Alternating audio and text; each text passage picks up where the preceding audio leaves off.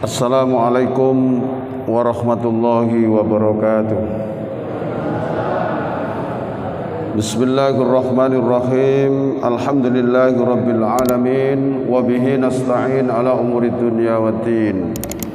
Subhanaka la ilma lana illa ma 'allamtana innaka antal alimul hakim. Rabbi shrah li sadri wa yassir li amri wahlul 'uqdatam min lisani yafqahu qawli, amma ba'du.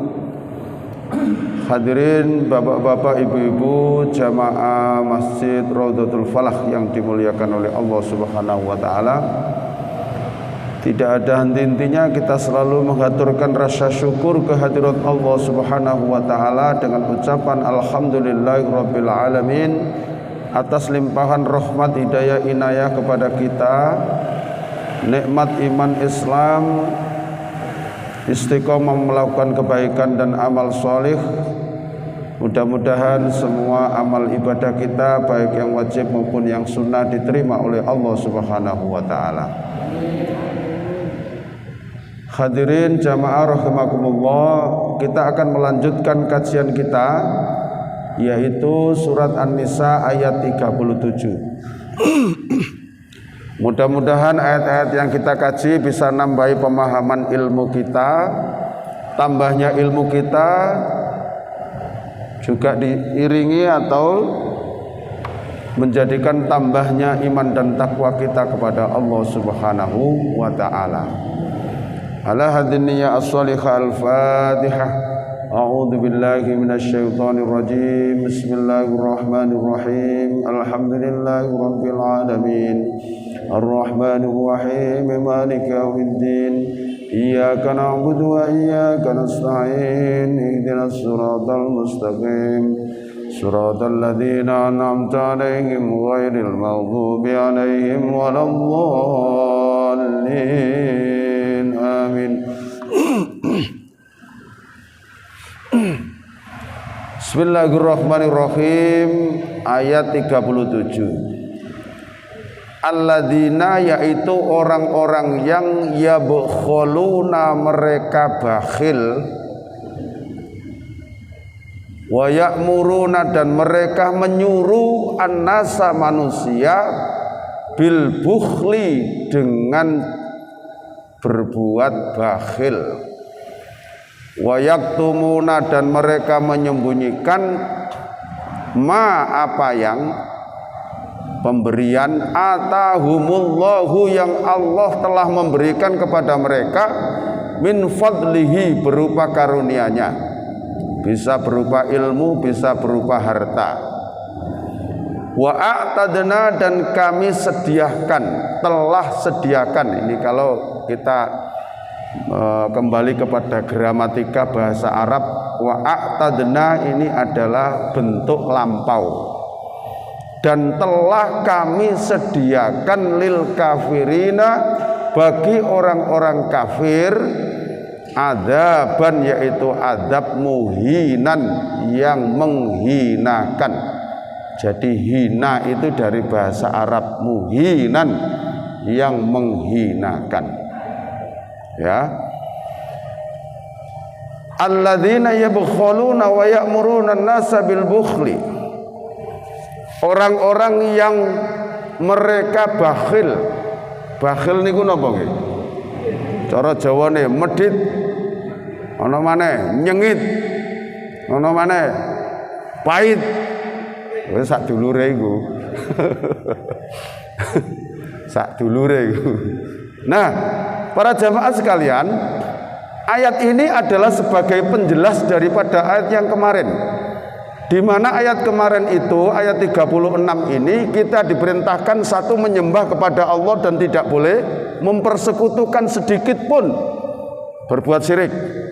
Setelah menyembah kepada Allah dengan tidak menyekutukan Allah, wabil walidaini ihsana, kita disuruh memperbaiki hubungan baik dengan kedua orang tua. Setelah dengan orang tua, wabidil kurba, di kanan kiri kita ada kerabat yang kita harus menjalin hubungan baik.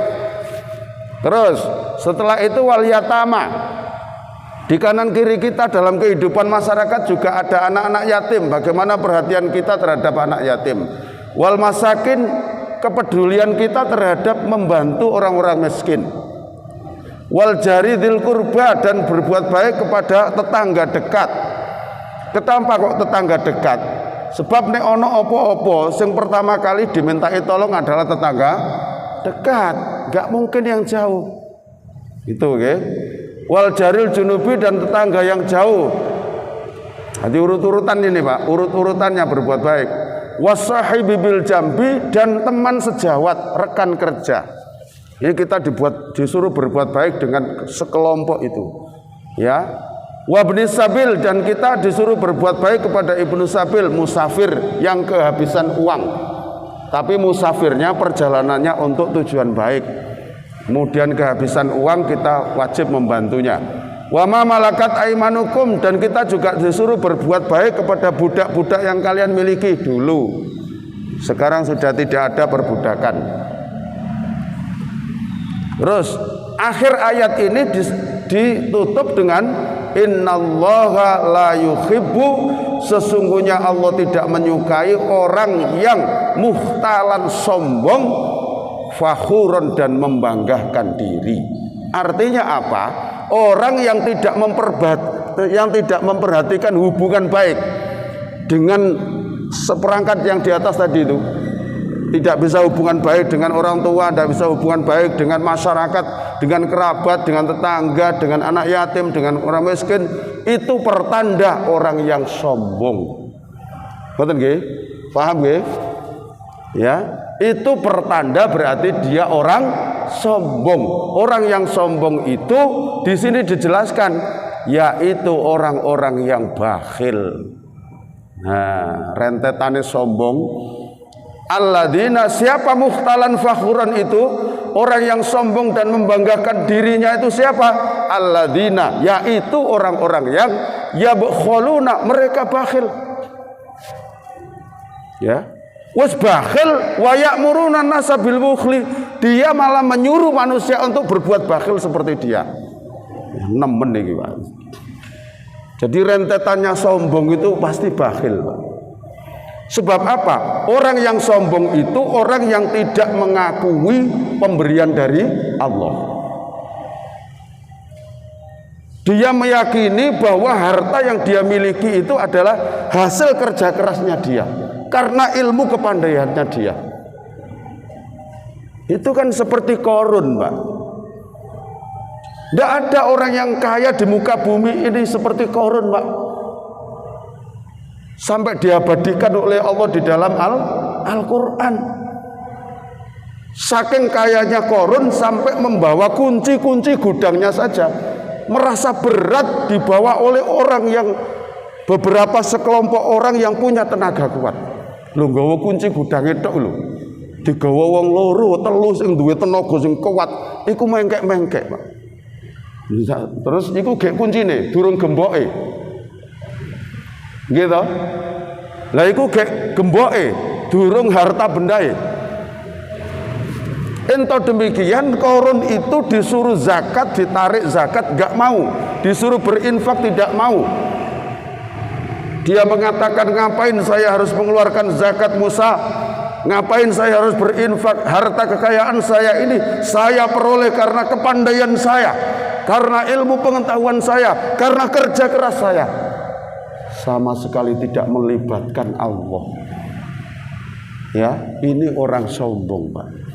Orang yang merasa bahwa apa yang dimiliki itu adalah hasil dari keringatnya tanpa ada peran dari Allah. Ini berarti orang sombong. Orang yang sudah begini merasa bahwa apa yang dia miliki itu adalah hasilnya.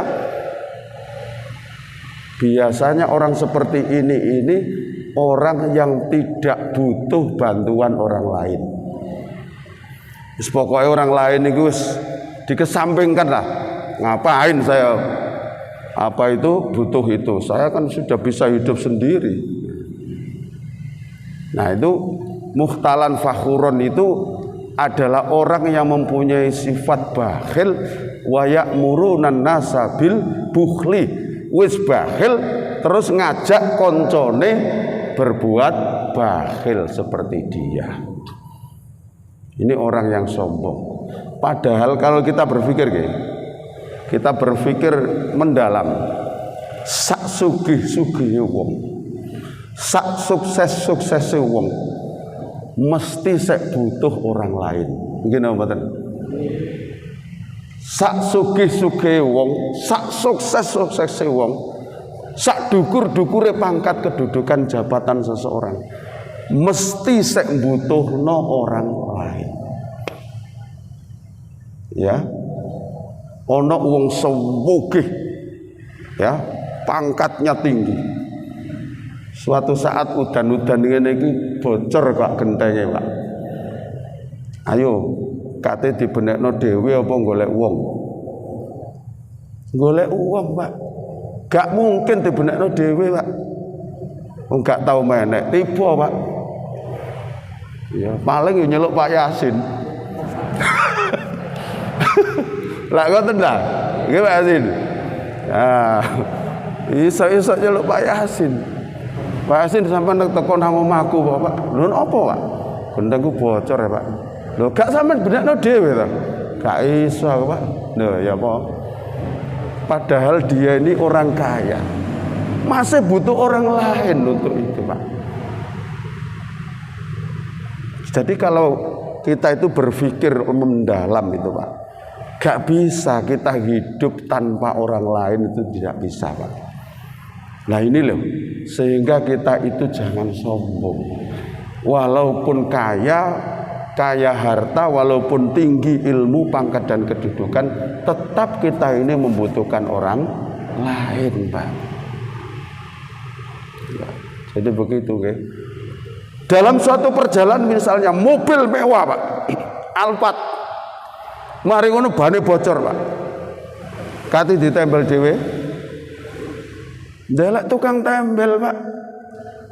Apa dekne mentang-mentang duwe-duwe terus mari ngono sudah putus masalahnya? Ndak bisa, Pak. Harus ada tukang tembel, Pak. Walaupun dia banyak uang, Pak, mesti ndoleki tukang tembel. Dan di situ loh orang itu harus berpikir ke situ, Pak. Jadi walaupun dia itu tingginya kayak apa pun, tetap butuh orang lain. Nggak bisa kita hidup di dunia itu sendirian. Nah, ini orang yang sombong itu cirinya adalah bakhil. Dikatakan begitu karena orang yang sombong itu orang yang tidak butuh, orang yang merasa gitu. Padahal aslinya ya butuh kan, tapi merasa dia tidak butuh dengan orang lain. Karena merasa tidak butuh dengan orang lain, dia tidak punya rasa ibah terhadap orang lain.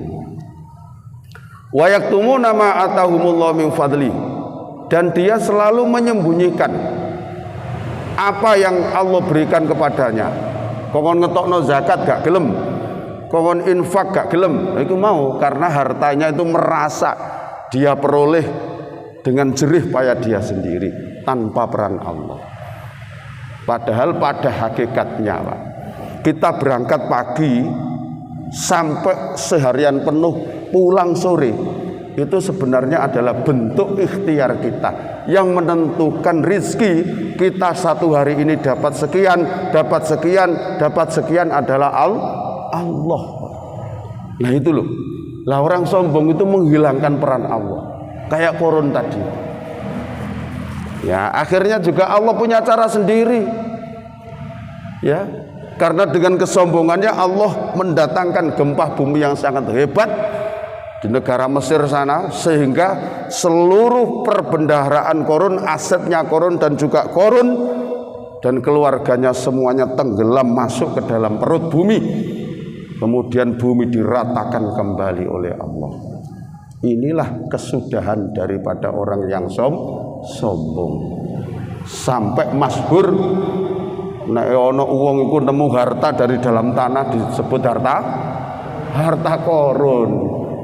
Padahal hartae wong kagel iki, Pak. Hartae Korun itu nduk ngene Mesir kok lho. Kejadiannya dulu pada zaman Nabi Musa.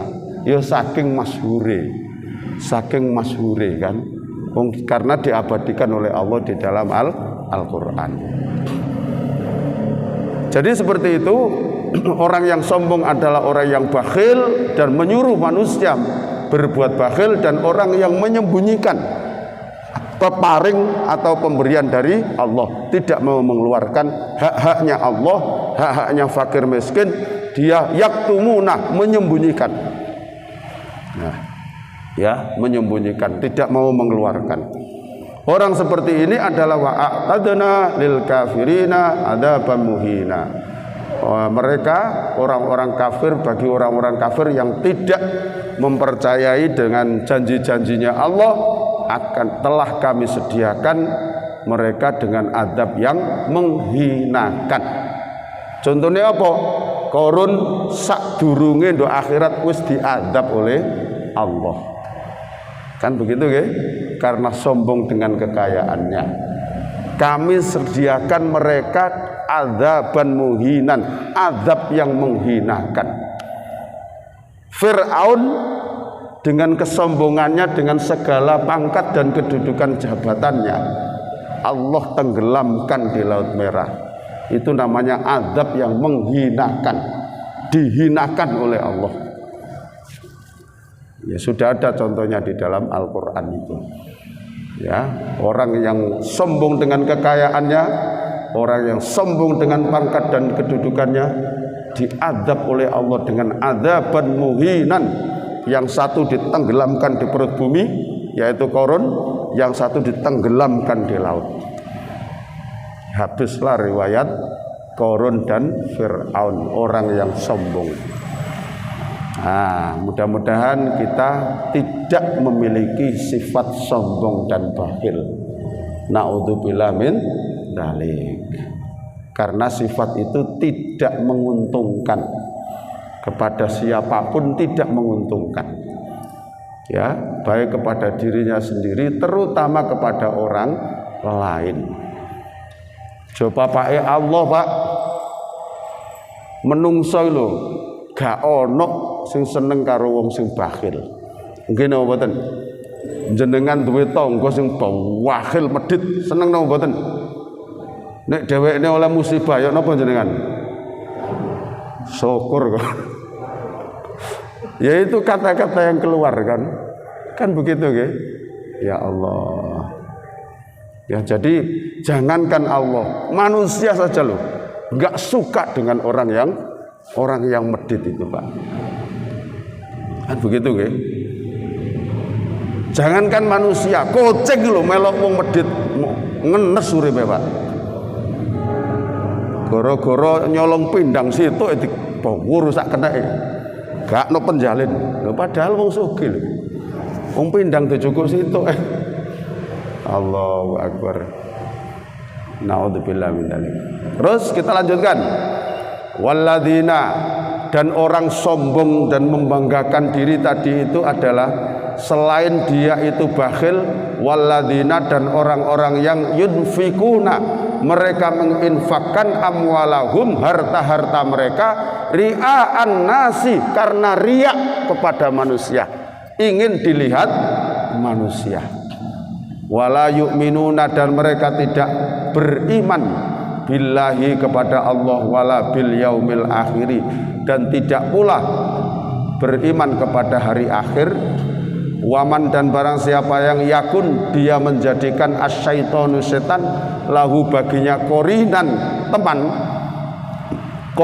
teman, fasa'a, maka seburuk-buruk, sejelek-jelek korinan teman.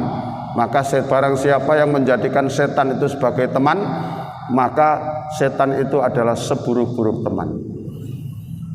Dijelaskan lagi, orang yang mempunyai sifat sombong dan membanggakan diri tadi, itu selain medit tadi itu, ya, juga dia itu ketika mau berinfak, dia itu ingin selalu dilihat oleh manusia.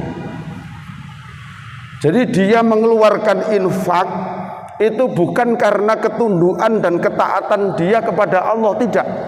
tapi kepengen dilihat manusia, kepengen dipuji manusia, kepengen diunggul-unggulno manusia. Makanya di situ, dan orang-orang yang menginfakkan harta-harta mereka ria'an nasi, karena riak kepada manusia, ingin dilihat manusia, tidak dasarnya beriman kepada Allah dan hari akhir, tidak. Jadi dia mau berinfak itu kalau ada orang, kalau dia itu bisa dilihat orang, terus dibangga-banggakan orang, itu baru dia mau berinfak. Ya, itu orang yang bakhil tadi itu seperti itu. Nah, padahal itu adalah perbuatan setan. Aslinya perbuatan riya itu adalah perbuatan setan. Dan barang siapa yang menjadikan setan itu sebagai teman, maka dialah seburuk-buruk teman.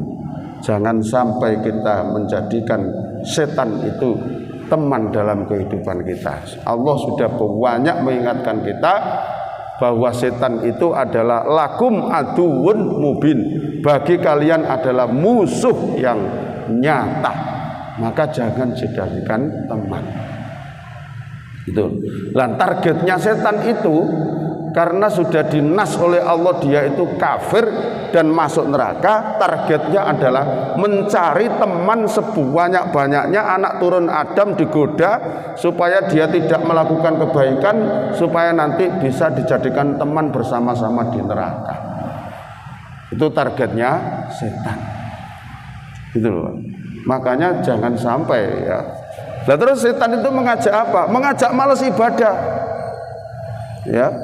Malas ibadah, malas baca Quran, malas bangun malam, malas berinfak, malas bersedekah, malas berzakat, terus dijadikan malas semua itu. Ya, lah setan mengajak kepada yang enak-enak. Memang diberi umpan yang enak-enak biar manusia itu senang. Tapi pada akhirnya terjerumus, ya, dijerumuskan oleh setan lewat keenakan-keenakan tadi itu. Ya, jadi seperti itu. Makanya di dalam Islam ini, Pak, kenapa Allah dan Rasulnya mengajarkan kepada kita ini selalu ada doanya, Pak. Orang Islam itu, Masya Allah, agama yang paling tertata dengan rapi, mulai tingkat bawah, tingkat terkecil sampai atas, itu ya Islam itu, Pak. Islam itu syarat dengan doa. Ya, saya dulu berpikir, Pak, kenapa ya di dalam Islam itu kok dikit-dikit doa, dikit-dikit doa, dikit-dikit doa, gitu. Akhirnya saya nyari referensi, ketemu jawabannya di dalam kitab Ikhya-nya Imam Al-Ghazali. Di sana dikatakan, Pak, pada suatu hari setan yang ditugaskan untuk menggoda orang kafir itu bertemu dengan setan yang ditugaskan untuk menggoda orang-orang yang beriman. Ya, karena seprofesi, ketemu, saling tanya. Setan yang ditugaskan untuk menggoda orang-orang kafir itu badannya gemuk-gemuk, lemu-lemu, sehat-sehat, kekar awake. Sementara setan yang ditugaskan menggoda orang-orang yang beriman kuru-kuru, krempeng, pucet. Ya. Setan yang ditugaskan untuk menggoda orang kafir bertanya kepada setan yang ditugaskan menggoda orang-orang yang beriman, kamu kenapa kok badanmu kok kurus, krempeng, pucat seperti itu? Kenapa? Setan menjawab, Pak, bagaimana ndak kurus? Ketika dia itu mau makan, dia baca basmalah, Bismillahirrahmanirrahim. Bismillah itu racun bagi saya tidak bisa ikut makan. Dia mau minum, saya mau ikut, dia baca bismillah. bismillah racun bagi saya tidak bisa ikut minum lagi. Ya. Ketika masuk rumah dia baca bismillah, baca doa, saya tidak bisa ikut masuk rumah lagi. Akhirnya saya tidur di emperan, kangenan lagi hutan akan nyamuk. Ketika dia itu masuk kamar tidur dan mau makan bubuk, saya kepingin ikut menyelinap di balik selimutnya itu. Dia baca doa lagi. Bismika Allahumma ahya bismika amut. Saya tidak bisa tidur di situ. Akhirnya saya tidur di emperan lagi. Ketika dia mau berhubungan suami istri, saya juga mau ikut. Dia baca doa lagi.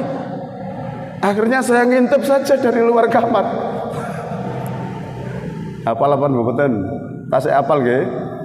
Doanya hubungan suami istri. Oh, kalau nggak apal setan mas. Lah begitu saya tidak kurus bagaimana? Saya tidak pernah ada kesempatan. Habis itu setan yang menggoda orang-orang kafir. Kalau begitu masih enakkan kita ya. Enggak ada orang kafir lepas terus, tidak ada doa sama sekali. Begitu dia makan, kita ikut makan. Dia minum, kita ikut minum. Ya, dia tidur di kasur empuk, kita ikut menemani di situ. Dia berhubungan dengan suami istri, ya kita bisa bantu dikit-dikit dari belakang. Begitulah Pak ya. Nah, makanya di dalam Islam itu syarat dengan doa.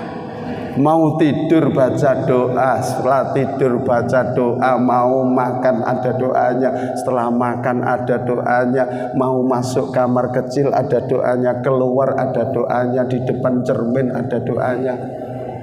Segitu banyaknya Pak, sehingga setan ini tidak mampu mau masuk, tidak mampu Pak. Lu doa-doa ini kan jenengan gawe Pak, ibu-ibu nggih, didamel biar setan ini tidak gampang masuk untuk mencampuri rumah tangga kita. Masuk rumah sudah harus berdoa. Ya. Nah, seperti itu. Jadi jangan jadikan setan sebagai teman. Kalau kita lepas dari doa itu semua, maka setan kerasan. Setan menjadi teman. Gitu. Tapi kalau kita itu serba doa, setan gak ada kesempatan pintu mau masuk kita. Nah seperti itu okay? Nah jadi itulah sehingga kita ini diajarkan sekian banyak doa ya dari Rasul kita itu. Wa madza alaihim, dan apa beratnya bagi mereka, lau amanu, jikalau mereka itu beriman billahi kepada Allah, wal yaumil akhir, dan beriman kepada hari akhir, wa anfaku, dan mereka menginfakkan mimma, dari sebagian apa yang razaqahumullah, yang Allah telah rizkikan kepada mereka. Apa berarti kalau dia itu mau menyatakan iman kepada Allah dan hari akhir dan memberikan sebagian, tidak semua ini, wa mimma razaqahumullah, sebagian dari apa yang Allah rezekikan padanya. Wa kanallahu bihim alima, dan adalah Allah itu bihim terhadap mereka aliman, maha mengetahui terhadap apa yang dikerjakan oleh hambanya. Tidak ada berat untuk beriman kepada Allah. Innallaha, sesungguhnya Allah, la yadlimu, sama sekali Allah tidak pernah mendolimi, sama sekali Allah tidak pernah mengurangi balasan baik mithqala dzarratin, seberat dzarrah. Ya, Allah tidak pernah mendolimi, mengurangi balasan pahala dari hambanya mithqala dzarratin, walaupun kebaikan yang dilakukan oleh hambanya itu sekecil biji sawi, itu Allah tetap berikan dengan penuh pahala itu. Itu.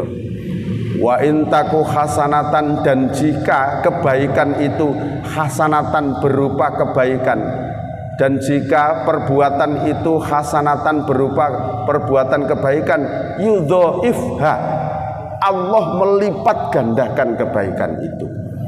Wa yu'ti, dan dia Allah memberi milladunhu, dari sisinya ajrun, pahala aziman yang sangat besar.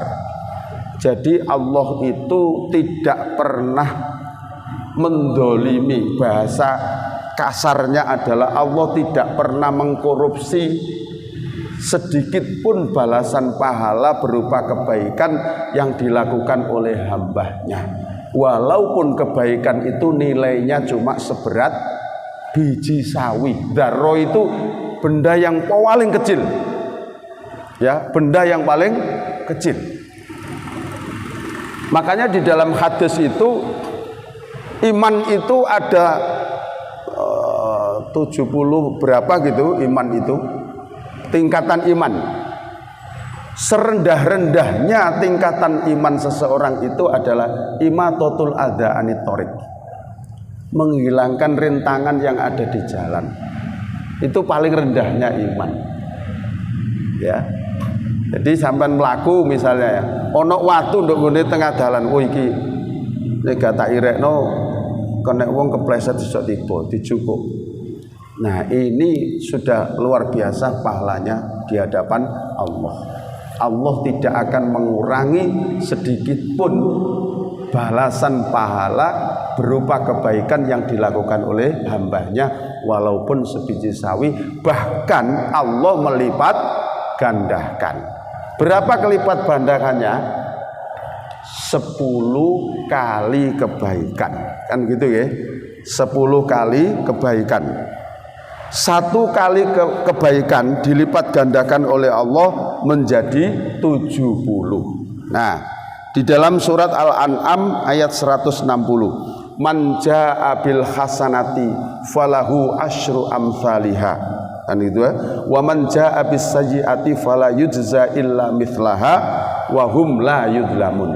Barang siapa yang dia melakukan kebaikan, man jaa bil hasanati, barang siapa yang dia datang di tempat itu terus dia melakukan hasanah, falahu asyru amsalihha, maka 1 kebaikan itu dilipat gandakan menjadi 10. Falaha asyru amsalihha. Wa man jaa bis sayyiati, barang siapa yang datang di tempat itu mengerjakan 1 perbuatan dosa dan maksiat, fala yujza illa mithlaha, maka tidak dibalas kecuali cuma 1 kejelekan. Nah, yang nglakoni kebaikan 1 kali kebaikan dibalas berapa? 10 kali. Kalau datang dengan melakukan dosa dan kemaksiatan dibalas cuma 1. Loh, di sini loh iming-imingnya Allah kepada hambanya, motivasinya Allah kepada hambanya, ben hambanya itu gemar melakukan perbuatan baik.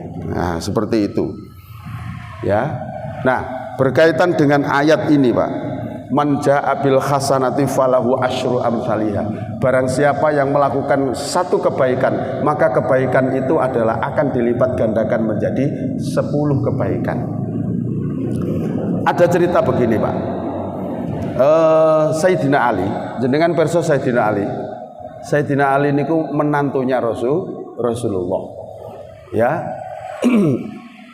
Putri dari Rasulullah, dari Siti Khadijah, namanya Fatimah, itu dinikahkan oleh Rasul dengan Sayyidina Ali.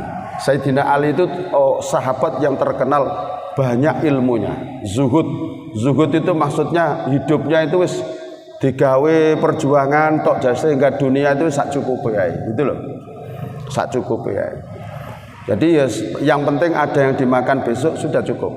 Sayyidina Ali yang terkenal zuhud. Pada suatu hari itu Siti Fatimah itu sakit. Siti Fatimah itu sakit. Jenenge wong loro, ya kepinginnya macem-macem. Dia ngomong kepada suaminya, Mas Ali, saya kok tiba-tiba kepengen buat delima nggih. Nah, jenenge bojo disambati wong wedok ngono. Oh iya Dek.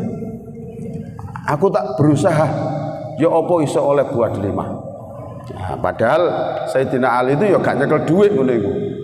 Ya, ya nek kula jenengan disambati bojone langsung ae wis metu. Pengen dolek bakso, wis ya wis enten ono dulu teko oleh bakso. Sayyidina Ali enggak punya uang, tapi dia ya wis aku tak metu dulu ya. Ya apa aku tak usaha ya apa iso oleh buah delima. Nah, setelah itu Sayyidina Ali itu menuju ke pasar. Ya, ketika sudah di pasar, apa yang dilakukan oleh Sayyidina Ali? Buruh, Pak. Buruh ngangkati barang, membantu ngangkati barangnya orang-orang. Dengan itu Sayyidina Ali oleh upah, oleh duit, kena gitu ku delima pesanane bojone tercinta tadi. Nah, habis itu dapat uang sudah cukup untuk beli buah delima, digolekno buah delima situk tapi sing apik pilihan gede. Wah, iki wis bojoku mesti seneng wis. Nah, habis itu Sayyidina Ali pulang ke rumah dengan PD-nya, Pak. Karena sudah membawa buah delima. Adik buah delima apik pisan. Mulai wis semangat wis pede wong lanang ngene iku. Gitu. Isok nukokno senengane sing wedok. Gitu kan. Di tengah-tengah perjalanan ternyata ada seorang pengemis, Pak. Ada seorang pengemis. Nah, ada seorang pengemis yang ngacung-ngacungkan tangan, Ali, saya di sini sudah beberapa hari, saya mengulurkan tangan saya, tapi tidak ada satu orang pun lewat di sini yang mempedulikan saya. Saya sudah tidak makan beberapa hari, Ali. Nah, begitu. Terus apa yang kamu inginkan? Saya menginginkan buah delima yang kamu bawa itu, Sayyidina Ali. Guncang hatinya dalam hati Sayyidina Ali. Iki yo opo buat delima mek situ. Iki nek tak kekno pengemis iki, kan begitu ya. Iki nek tak kekno pengemis iki, nanti bagaimana kekecewaan istri saya. Kan begitu kan? Nek gak tak kekno pengemis iki, aku kena ayat wa ammasaila falatanhar. Adapun kepada para pengemis peminta-minta, jangan kau abaikan atau jangan kau sia-siakan. Gitu kan?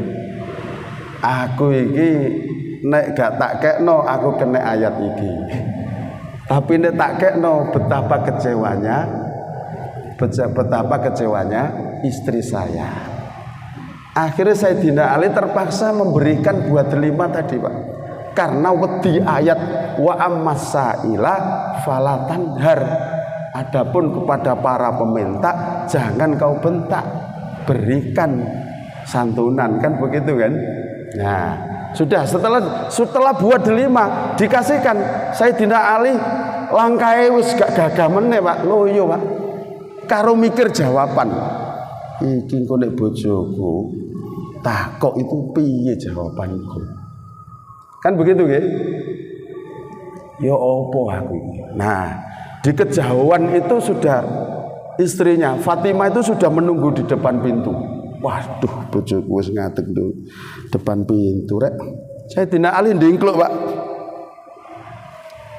Sampai di depan rumah itu Sayyidina Ali itu enggak berani ngangkat wajah.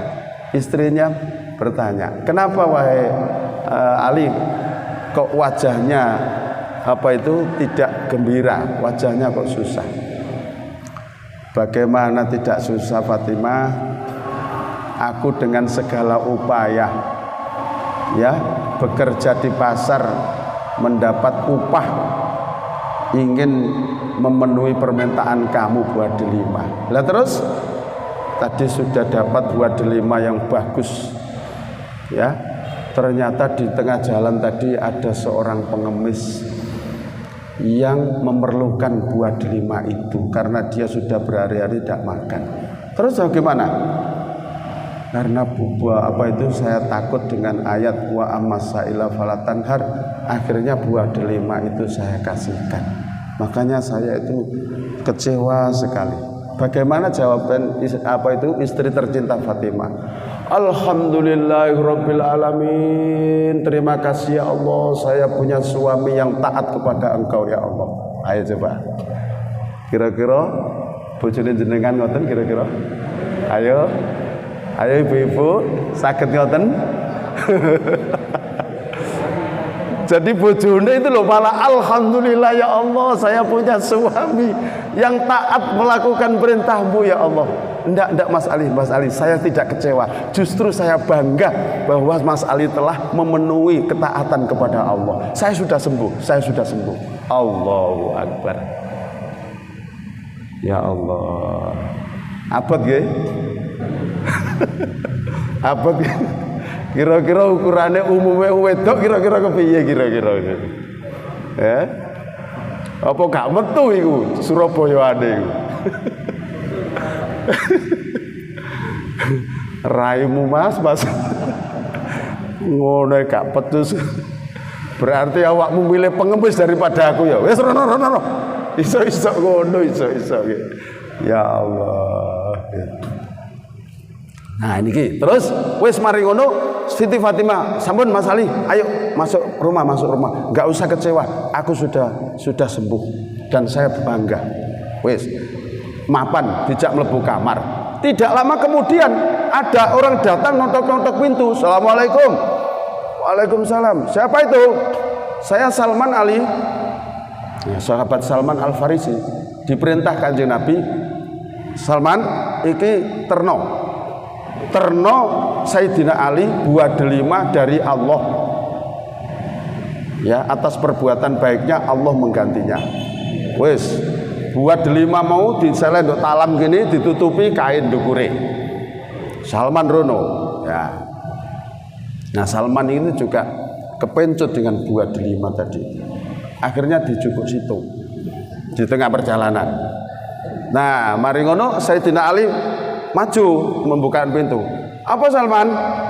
Saya diutus oleh Rasulullah untuk menyampaikan ini. Apa iki? Didelok sama Sayyidina Ali. Oh buah delima. Dihitung 1 2 3 4 5. Ngene Salman. Nek buah delima iki balesane Allah nanggone aku atas perbuatanku memberikan buah delima kepada pengemis. Mestine gak 9 Salman. 10. Lho kok saged? Lho iya ayate man jaa bil hasanati falahu asyru amsalihha kok. Sapa wong sing nglakoni kaapian akan dibalas 10. Lah iki kok mek 9. Nggih kula cukup situ saya tidak. Oh dapurmu. Ya wis tak halal. Aku ikhlas. Begitu, Pak. Ya, itu yang dialami oleh Sayyidina Ali. Ya maklum Pak, sahabat yang sudah luar biasa. Jenengan aja niru. Iso-iso dikeplekno bojone. Ya, jadi seperti itu ya. Jadi ini loh, apa itu sayangnya Allah kepada hambanya itu Pak ya. Perbuatan satu kebaikan dilipat gandakan 10. Perbuatan kemaksiatan cuma dibalas itu. Coba. Kurang opo? Ya, Allah memperlakukan kepada kita ini kurang opo apike Allah nanggone awak dhewe. Terus opo berarti awak dhewe dadi wong sing iman, percaya nanggone Allah. Gitu kan? Nah, jadi dengan ayat-ayat ini ya mudah-mudahan bisa nambahi keimanan kita kepada Allah dan lebih bersemangat untuk berbuat baik kepada Allah karena Allah akan membalas perbuatan baik walaupun sekecil biji sawi akan dibalas, tidak ada yang dikorupsi oleh Allah. Sampun ada yang disaringkan monggo. Barangkali ada yang tanya monggo. Bismillahirrahmanirrahim.